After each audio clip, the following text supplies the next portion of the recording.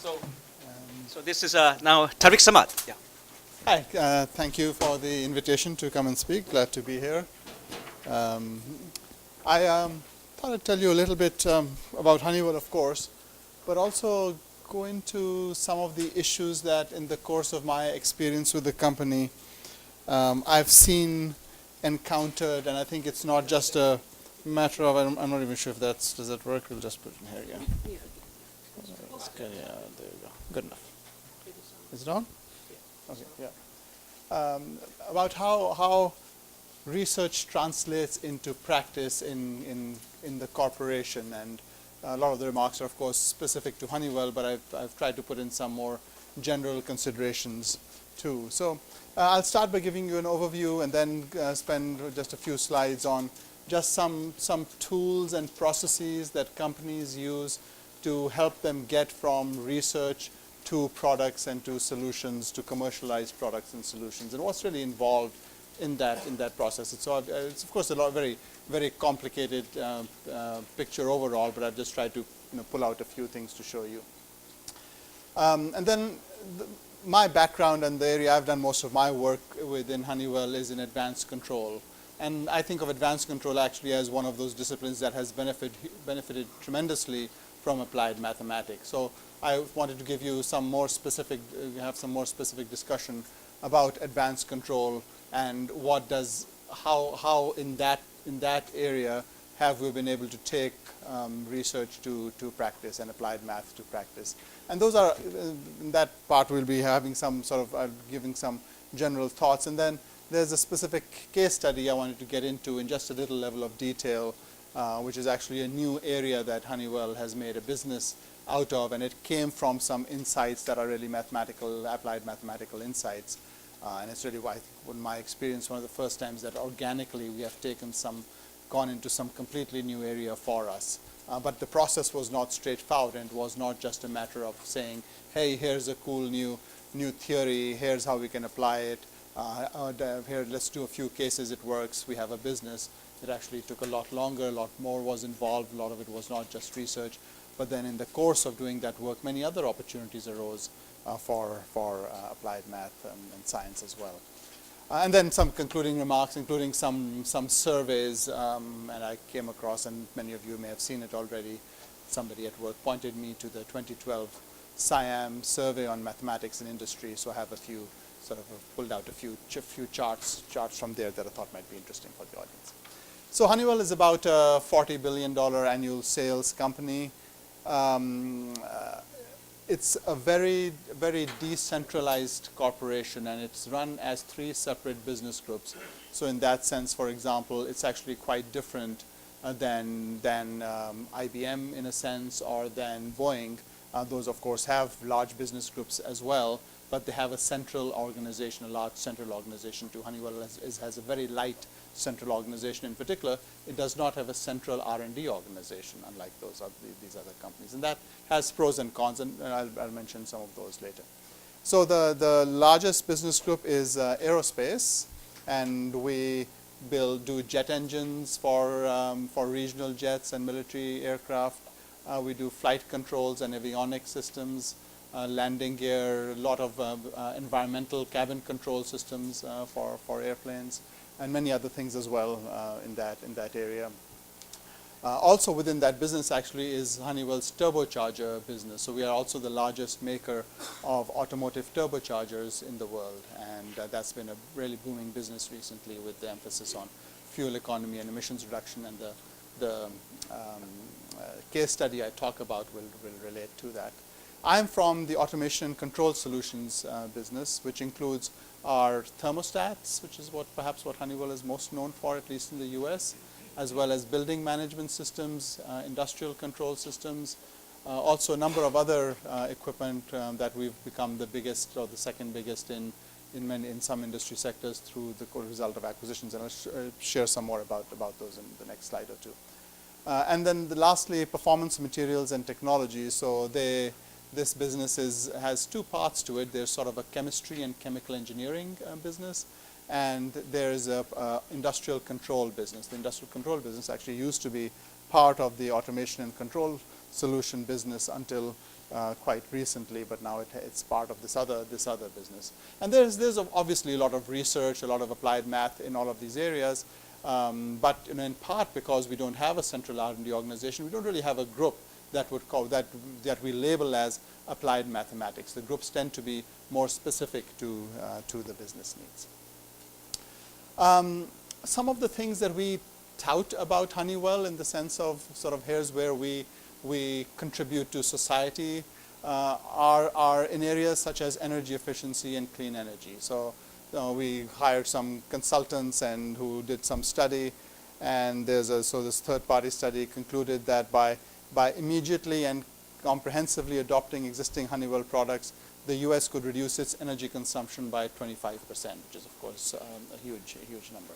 And there are many areas that relate to that. So we're a big player in the smart grid, particularly where the grid connects with homes and buildings and facilities, in green buildings, energy efficiency in buildings, biofuels. We do a lot of work in biofuels, air traffic modernization, interesting area for some mathematical research as well. How do you get multiple aircraft to fly safely and with minimum fuel consumption without having a central air traffic controller all the time dictating the path for every airplane, and it's becoming even more complicated with projections of including unmanned aircraft now in the national airspace. How do those reconcile?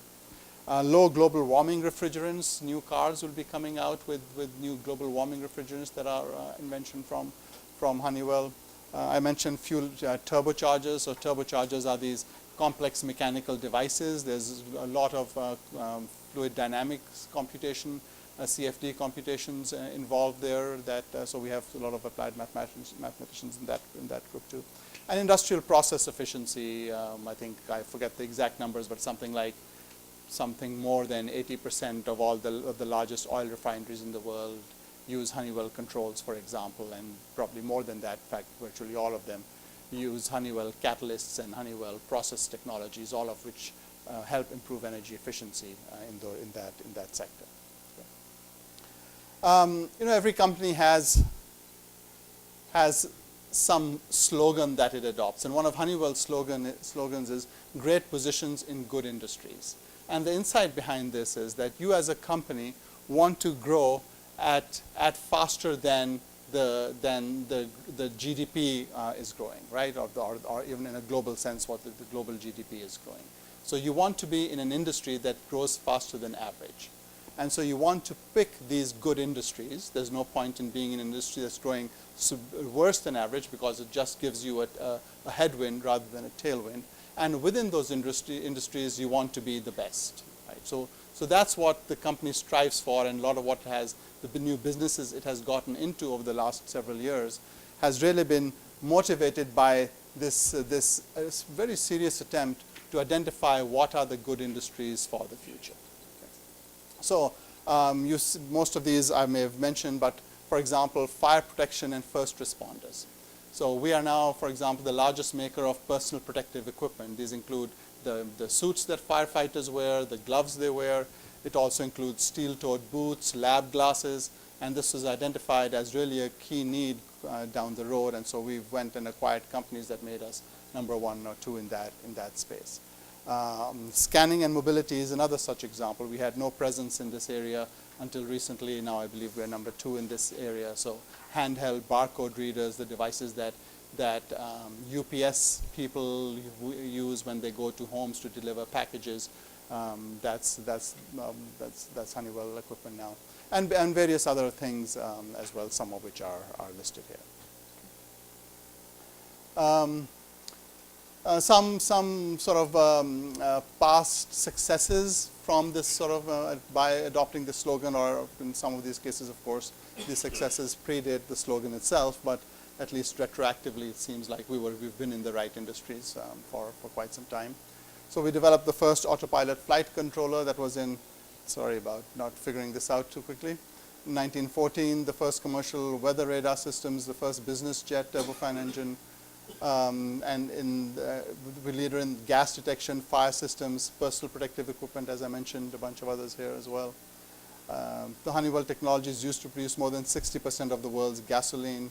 so a lot of it for polyester precursors as well, and detergents. As I mentioned, we in fact invented automotive turbochargers many years ago. It was again an earlier corporation called Garrett at that time, which is now part of Honeywell.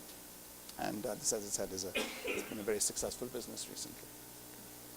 So that was sort of just a quick overview of Honeywell. And what I wanted to do next was to just talk a little bit, as I said, about how, if you're a corporation, how do you plan for doing research and taking it ultimately to practice? And what's the mindset that's used? What are the tools that are used? What are the mental models that management adopts in this process? So I just have a few sort of charts here just to illustrate some of the concepts. So first of all, we talk about having an innovation funnel and doing early stage R&D and placing lots of bets there. In those bets, you are not investing too much in each initial idea, and you do some explorations. You expect many of these will not work out. And then as you go further down, you reduce the risk in some of these. So a lot of these early explorations is really a matter of risk reduction. You have an idea, you think it should work. Maybe some early simulation shows it should work. Well, what's the next step? How can you get some more confidence that this could actually solve a real problem? Okay. And then as you go down, many of these things drop out because they didn't work out. And ultimately, at some point, you'll actually even change your process at some point. At some point, you'll say, OK, now we are going to start a new product development program for this technology. And at that point, a much more rigorous and formal process will usually take over as well with identified phase gates and specific milestones that are time-stamped, and you'll track those too. So there's usually, I would say, certainly in Honeywell in most cases, there's some point along this line where you make almost this discrete transition between what might be called R&D to what would be called sort of product development. Right? And this is not to say that all of this has to come internally, right? You've done all this exploratory research, and slowly you've matured some of those ideas, but you should also be open to what's referred to as open innovation now, where you get technology from external sources. This could be other companies that you have alliances with or relationships with, or it could be academia as well. So when you think about how do you assess the maturity of a technology, which is actually quite important to do if you want to have some idea of how far are you from something that is actually ultimately going to work, you need some sort of metrics. And one metric that's very widely adopted, we don't necessarily use it in everything Honeywell does, but in some businesses we do. Certainly in aerospace and defense, I see this being used more than in other cases, is this notion of technology readiness levels. Right? And there are different versions of these. There's a NASA version, which is what I'm showing here. There are various versions from the Department of Defense. There are also different versions from a technology orientation. So there's a software technology readiness level scale. There's a manufacturing technology readiness level scale. And really what this is showing is the process involved. And I wish I had known about this kind of stuff when I first started to do research at Honeywell. Because when I was doing my research, the first, I would say, even maybe decade, I've been at Honeywell 28 years now, there are many cases where you have an idea, you do a simulation, it works out really well, and you are convinced that you have come up with something truly revolutionary and exciting, and the company should be able to make many millions of dollars from this right away. Right? And and looking back, where was I at that stage? Right? So TR 1, basic principles observed and reported. TR level 2, technology, concept, and/or application formulated. Analytical and experimental critical function and/or characteristic proof of concept. Validation in a laboratory environment. Validation in a relevant environment. I was probably somewhere in this 3 to 4 scale. Right? And when you look at a scale like this, you realize, well, there's all this other steps that you need to go through. So you have to go from validation at the subsystem level to a demonstration at the subsystem level to a demonstration in an operational environment. As I said, this is a NASA scale, but similar sort of levels and concepts apply in other cases too. All the way until you have something that's truly can be considered successful operation. So there's a lot involved, and it's, as a researcher coming into a corporation, it's, I think, good to have this sort of notion about here's all that it takes before you can take something that's sort of a research gleam, and you do this in your R&D lab, and here's what it takes to ultimately take it all the way. Another tool that's used a lot is this notion of technology roadmaps. So if you are a corporation, you're of course not just thinking one year ahead or 2 years ahead. You're thinking long term, and what's long term will vary a lot depending on which business you're in, which industry you're in, what the market is like. So in some cases it could be 20 years, in some cases it could be 5 years. In many of our products it's in that 3 to 5 year range. In other cases, particularly in the chemicals business, it can be 15 to 20 years. So the exact time horizon over which you might use some of these tools can vary, but the concepts still apply. And so the idea is that you want to be able to say what you will achieve over this horizon, and you want to have an idea of what it's going to take to achieve that. And what it's going to take could include technology developments. So what technology developments need to happen, right? And it could mean business objectives. You may project what's going to happen in the market down the road. You might say, for example, global warming is going to start having a significant impact on sea levels in much of the world. It's already doing so, but you might say it's going to be a significant business impact in 5 to 10 years from now. So what products would we want to come up with that could help address that, right? And so you start thinking about that and then say, okay, well, in order to have a product that could help address this, here are the open technical problems, here's the research that needs to be done, here are some stage gates we might think about in that process, right? And so there are these, you can have business objectives. This is another version, another technology roadmap. So there's examples shown. There's actually not one unique format that companies use, and even within a company you'll see many different formats being used. But the general idea of having some systematic way of seeing where things are going and what you need to do to be able to be successful in a projected future, that's universally applicable. So here, for example, we're saying this one's showing some evolution of the market, and then you're saying you want to have some products that would be responsive to those markets. And in order to do that, there's some technology that needs to be developed. And even before the technology is ready, there are some science projects that need to happen before that can take place, right? So you have some idea, and then this helps determine the investment that you need to make to get there.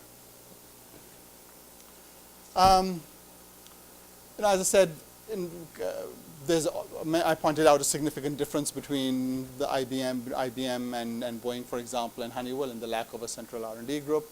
There are many other such differences among corporations, which makes it very hard to just talk about mathematics in industry in generality. I think you really have to start talking about individual industries, and then even within an industry, there's a lot of difference between companies. And in fact, even within a company, there can be differences within the group. So even in Honeywell, with these 3 relatively decentralized business groups, there are many differences in how R&D is done and how receptive the business is, and how to be able to exploit sort of very basic technological research. So some of these other factors that come into play, availability of R&D, I'll figure this out by the end of the talk, I'm sure. Availability of R&D funding. This could be from internal sources as well as from external sources. So if you are in an industry where there's a lot of government funding that you can access for research, that helps you along in doing the research there. If you're not in such an industry, it's actually you'll generally find lower, except in some sectors, find lower rates of R&D investment. Openness to open innovation.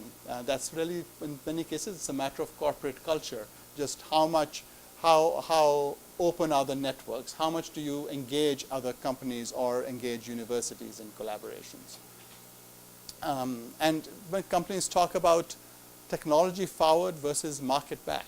So are you a company that's looking at where the market is going and doing a lot of analyses of your customers and talking to your customers, and based on that coming back and saying, okay, I need to deliver products that will respond to these customer needs, versus saying, here's a cool technical idea, here's what we can do with the state of technology we have available to us today, and then leverage that to make something that really ultimately you hope will be adopted widely by the market. And probably the paradigmatic example of that is the iPhone, right? I mean, an iPhone was not a market-backed product. Nobody told Steve Jobs, no customer said, I need an iPhone. Somehow Apple realized that there was this convergence of technologies available at this point in time, and by being really creative and inventing new things as well, you could come up with something that nobody had thought of before, right? But those are really sort of, it's hard to think of many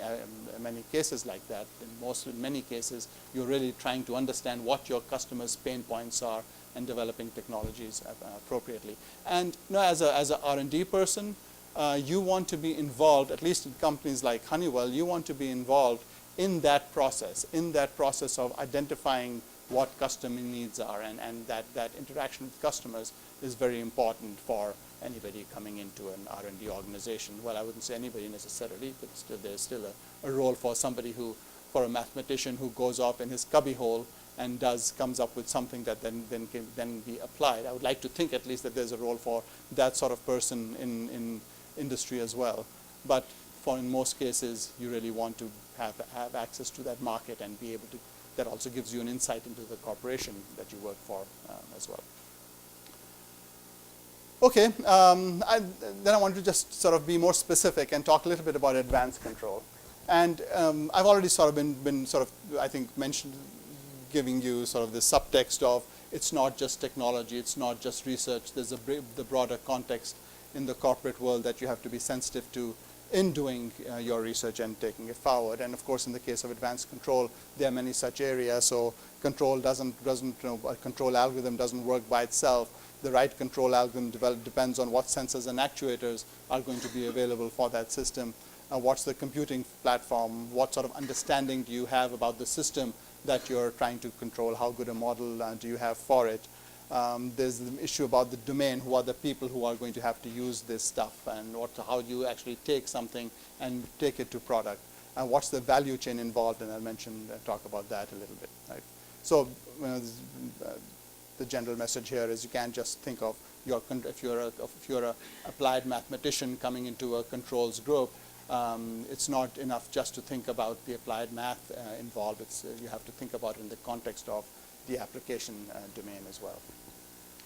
So some industry-specific considerations when it comes to talking about advanced control applications that at least I think are not completely obvious always. The value chain involved, and I'll say a little bit more about that in the next slide or two. How many identical copies of a controller will be deployed? 1 to millions. So if you think about doing control for an automobile, right? One controller is developed. It could be by a company like Bosch, for example, for a particular automobile model, and that controller gets installed in that car, and it is going to be deployed in potentially millions of these vehicles, and it's going to be on the road for perhaps 10 to 20 years, right? And that's going to be the deployment of that controller.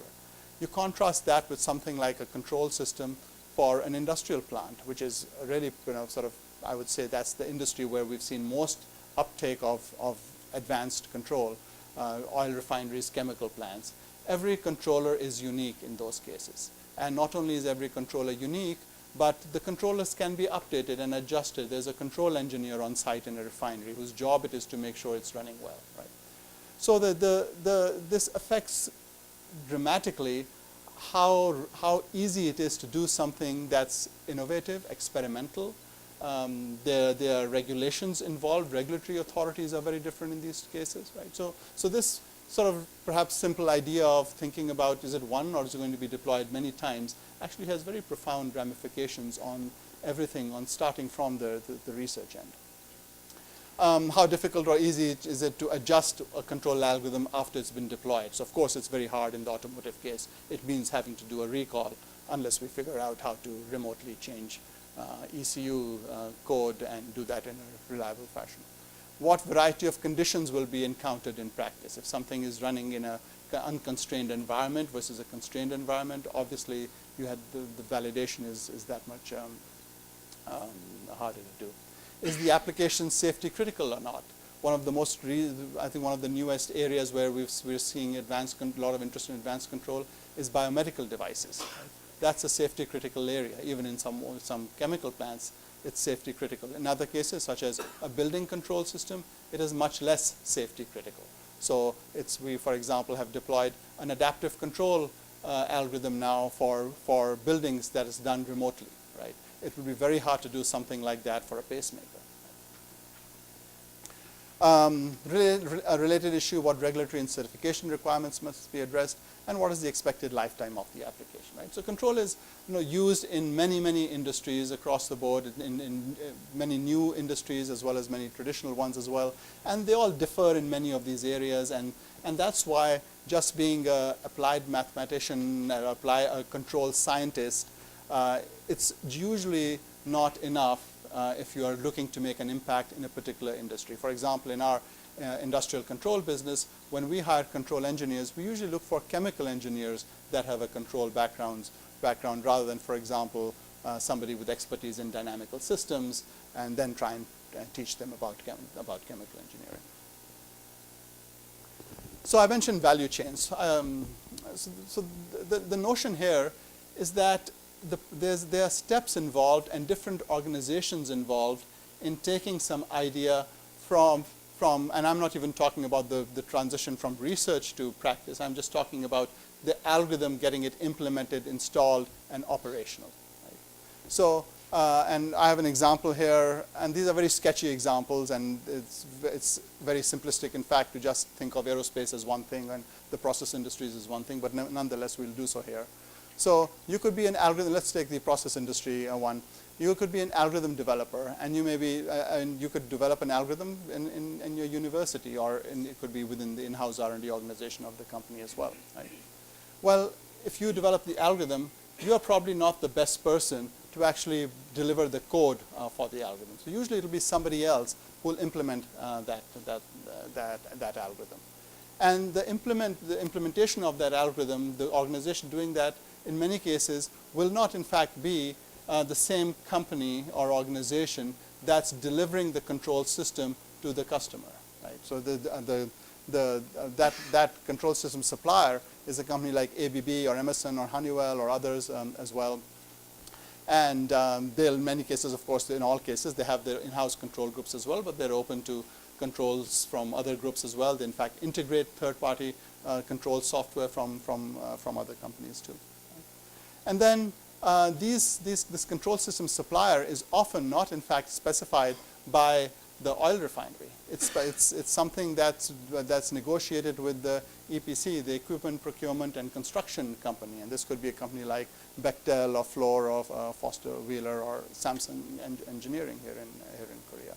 And ultimately, of course, it goes into an ExxonMobil or a Shell or some other process plant.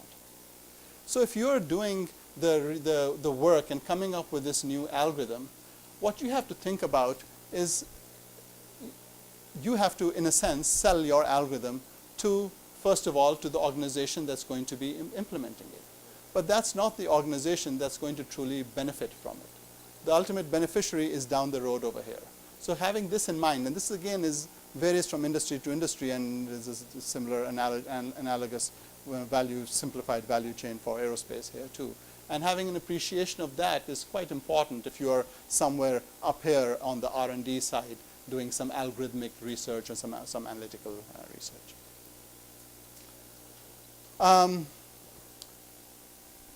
Another interesting, so I mentioned earlier this difference between a process plant and automotive engine control in terms of the number of units deployed. And in fact, the process of developing the control application is different as well. And this chart attempts to sketch that out.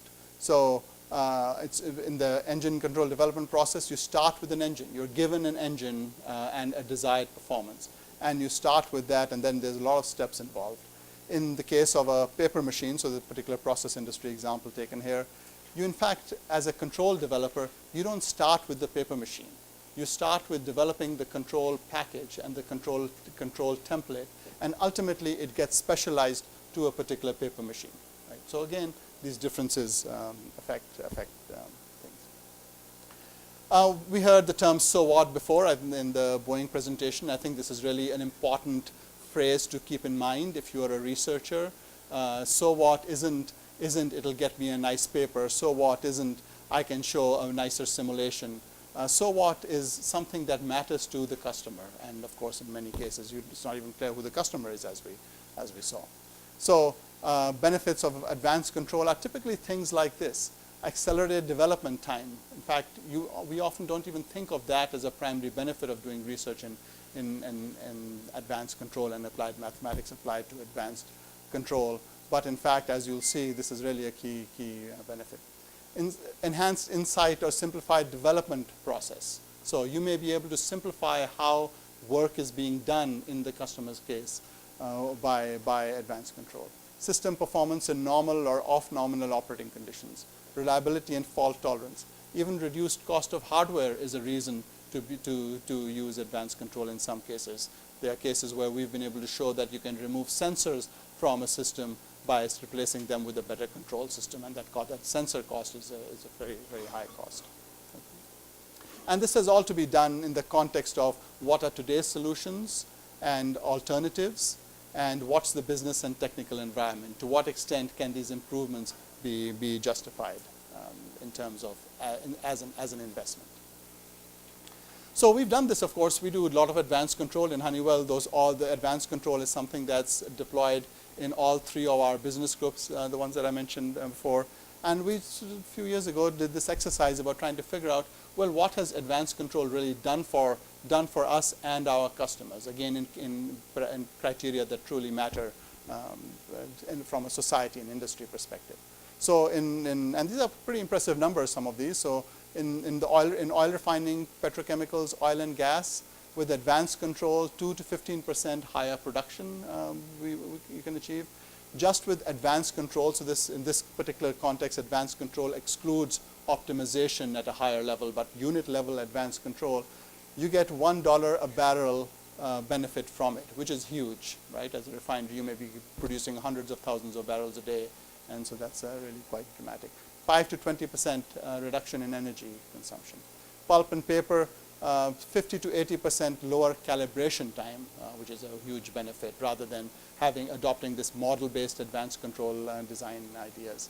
Building control, up to 1/3 energy cost savings. Commercial aircraft, better handling qualities, and in some military aircraft and some commercial ones too, just stabilization of unstable aircraft. Fault coverage and optimized engine start in the case of aircraft engines, and a whole number of these things. And these are all very diverse problems. In fact, just in terms of the problem dimension, they range from a few sensors to thousands of measurement points in the case of a paper machine or an oil refinery. And the dynamics range from the milliseconds to the minutes scale. All right, next let me quickly go through a case study in automotive powertrain control. So this is one of the major challenges facing the transportation industry is control design and calibration. And it's projected that, in fact, even in 2011, the industry spent more than $1 billion just in control design and calibration. In fact, the projection is that development costs for software will exceed hardware before 2020. Okay? And currently, in most cases, not in all cases, control isn't really done in a very systematic model-based fashion and doesn't fully take advantage of advanced control. So what are the other trends that are causing all this complexity? Well, one trend is emissions reduction. Okay, so this chart shows how emissions have been reduced in automobiles from early times. So let's take the US chart. This US 91 is what was the regulations for 1991, and they're shown, the two parameters shown here are particulate matter, so grams per kilowatt hours, so particulate matter, how many particulates are coming out of the tailpipe, and NOx emissions from the tailpipe, right? And this is also in grams per kilowatt hour. And this was the point at which we were at in 91, and then successively these limits have been reduced, and now we can barely make this out. And similarly in Europe as well, we've gone down substantially in these cases. And what this has driven is increasing numbers of sensors, more and more actuators, and made the software to coordinate all of these that much more complicated. And one other thing that this has driven is increased use of turbochargers. And this is an area that Honeywell, of course, knows well, being the largest supplier of turbochargers. So we started looking at this problem from the point of view of turbochargers. And turbochargers are very complicated devices as well, but I'm not going to go into the details of that. But just suffice it to say that today conventional turbochargers really do not have anything that we can call advanced control. So they really have turbocharged engines, turbocharged diesel engines in particular, have two actuators. One are the variable nozzle vane position inside the turbocharger. So the turbocharger has vanes that are now things that are actively controlled. And the other one is the exhaust gas recirculation valve, because some of the exhaust gas coming out of the engine is circulated back through the turbocharger to reduce the temperature of the air going into the mixture going into the engine. So this exhaust gas recirculation valve is another control valve. And then there are two sensors that are used to control these: the boost pressure sensor and the airflow sensor. And they're simple single input, single output, non-coupled controllers that are used for this control. So this highly nonlinear engine is generally controlled by a combination of lookup tables and these PID controllers. So Honeywell has been a leader in this technology called model predictive control, and it's particularly the linear version of model predictive control is widely applied in refineries, and few companies like Honeywell have really done very well with this technology, and it's had a huge impact. That $1 per barrel benefit that I mentioned was really primarily entirely, I'm not completely sure of that, significantly due to model predictive control technology. And a model predictive control simply takes within the controller itself, exploits a model of the system that we are trying to control. So within the system, in effect, you do it in a computationally more efficient way than this, but in effect, you're simulating the system over some horizon for all the possible input changes you might make over some horizon. It could be the same horizon, it could be a different horizon. And then you're saying you have a cost function and you're picking the best control move that satisfies the cost function. It could be a combination of getting to a set point perhaps, or reducing energy consumption, or reducing actuator moves. And the other important thing in many of these applications is being sensitive to the constraints of the system. So while you have limits on how much you can change an actuator at a certain point, you have input and output constraints as well. You don't want some parameters going too high or too low. And so this has been widely adopted. It is somewhat computationally intensive, and that's why we've been able to adopt it so widely in the process industries, where sampling times can be on the order of minutes or more. Right? When you talk about automotive engine control, sampling times are now at the millisecond level. So there's been this new development called fast model predictive control, or multi-parametric technology, or explicit model predictive control, that we, working with some academic colleagues, so Francesco Borelli, who was best PhD thesis award at ETH Zurich some years ago, well, quite a lot of years ago now actually. And so we had him, we brought him over as an intern, had him work on some other problems, in fact.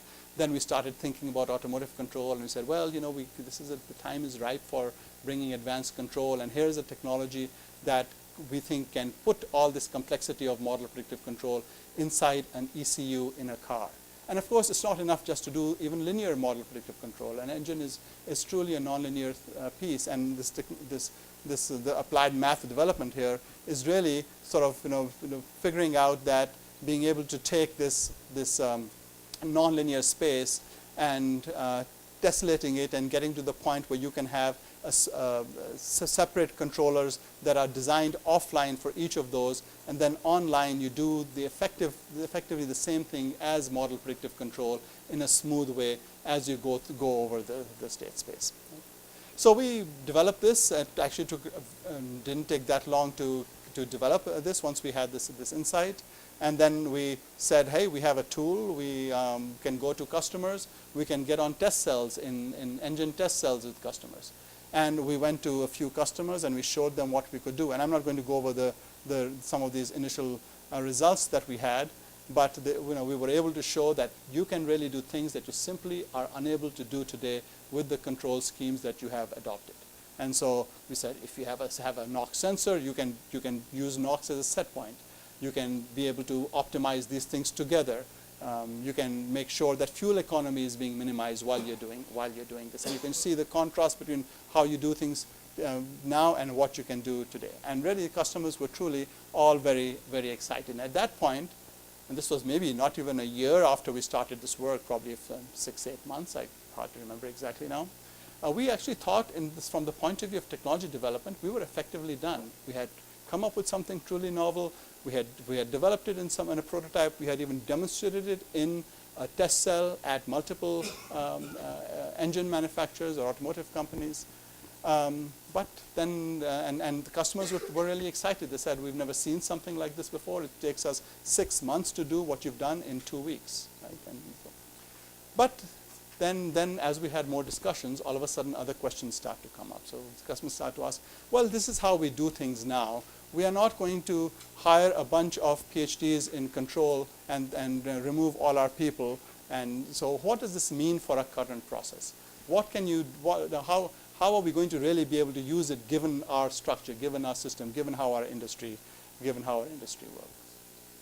So then we started with, in fact, it was going back a step or two and saying, okay, here's how control development works in industry. Well, this is, and there's in particular, there's this calibration process involved, there's certification involved. You have to think about a fleet of engines and a number of years over which, am I running out of time? Yeah, okay. And as we started to do this work, we realized that what we needed was a tool suite. And this tool suite had to have a modeling aspects to it, the control design, and deployment aspects as well. And so many of these things actually had more applied math that needed to be involved. So you're developing these gray box models where you have model components from engines, and then you're using the test cell data and doing component level and global model fits in order to develop these models. And that's then used in your control design, where you give the user the option of specifying a lot of things. And then there's the controller synthesis process as well, where you also can trade off between the computational complexity involved. And ultimately, this ended up being a design tool for automotive folks, and we're using it as well. And it allows you to do, through the model-based work, do many more iterations and come up much quicker with an engine development. So we've been able to show, for example, transient control an engine in less than 2 weeks, ability to reconfigure the structure of a control system in less than a day, lot of savings per license that we give to our customers, more than 2% fuel efficiency improvement projected, 50% reduction in actuator activity, a lot of these sort of so whats that we were able to demonstrate. And so this is now a Honeywell business that ultimately has been launched. So won some awards now. We have multiple customers around the world working with us on this. So quickly, I asked a couple of people some of the questions that were given to us as presenters, a couple of colleagues. Do you have answers to these? And so I have them here. I think in the interest of time, I'm not going to go through all of these, but I thought I'd just point out a few here. What are the makings of a good scientist or good mathematician in your organization? So, and we've heard some of these before as well by other speakers, addressing customer needs not only case by case, but more generally, that abstraction process, looking at things in more generality. I thought this was interesting. One colleague said, unbounded curiosity and enthusiasm for finding a deep understanding balanced with business need. I thought that was a well-phrased phrase. Why should industries hire mathematicians? To economically benefit from their highly unique skills. What would you advise industries to do to facilitate contributions? Well, there's a burden on industry too. You have to do the right thing to get these highly talented people to do the best for you as well. What advice would you give potential mathematician interns and or employees to actively seek the nutshell of the problem, right? Get away from all this data that you have and try and identify what's the real issue. What would you add to your background if you were to go back to your alma mater? Always do more than is assigned. Use what you learn in other classes. And design for Six Sigma. I was a little surprised at that. Six Sigma is sort of a dirty word in some circles as well. But on the other hand, it's actually some key elements of that are very powerful and very useful. And then just finally, I mentioned to you this survey that was done by SIAM, a report that came from SIAM in 2012. I thought this was kind of interesting. Again, it reflects back to what we were talking about earlier. Again, I won't go through all of this really, but let's see what this looks like. Top employers by broad industry classification. So, and you can ignore the survey thing, the more correct, the better data is this total data here. And they've divided it up by statisticians and mathematicians. And it's interesting that the largest employers overall, by the way, are finance and insurance, and pharmaceutical and medical devices. And pharmaceutical and medical devices largely employ statisticians, and finance and insurance employ more mathematicians. And you can see some other ones here as well. Yeah? Software development, we heard about the importance of software development. So essential, important to annual reviews, software development rates quite highly there as well. Yeah? Okay, so this, I think the slides will be available, and I've given you can just Google this report. I think there's a lot of interesting content there. So I think if you kept my talk in mind, you know what I went over, so I won't belabor the summary. But I'd just like to end with an advertisement for next year's IMA program. It's on control theory and its applications, and we have a dynamite group of organizers and a dynamite set of workshops involved. So hope to see some of you there. Thank you very much.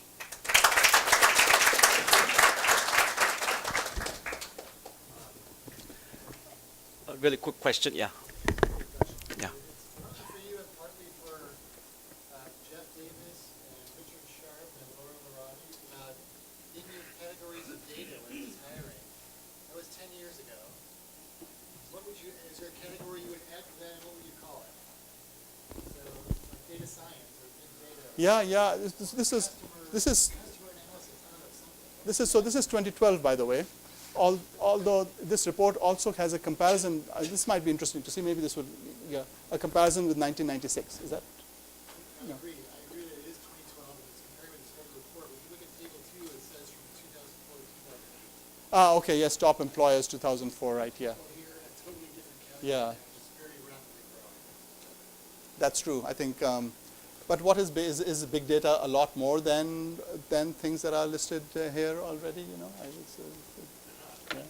And there's a database aspect to it. There's maybe Jeff from a company that does much bigger data than we do might have something to add to that. Yeah, data science is pretty big, and I think people use it as kind of a catch-all for general analyzing data kinds of problems.